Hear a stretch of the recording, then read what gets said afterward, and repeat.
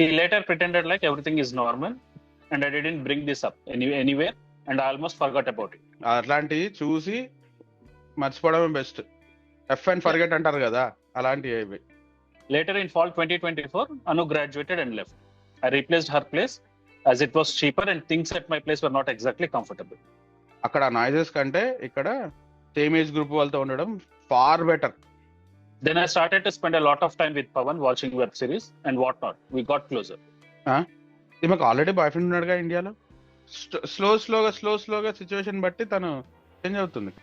One night, he seemed upset after reading a message in his phone. I randomly asked if it was from Anu. Why she is thinking about Anu? మీకు ఎందుకు అంత curiosity?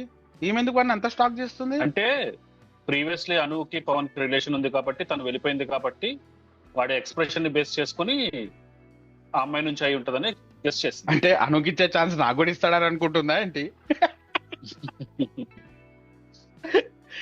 Okay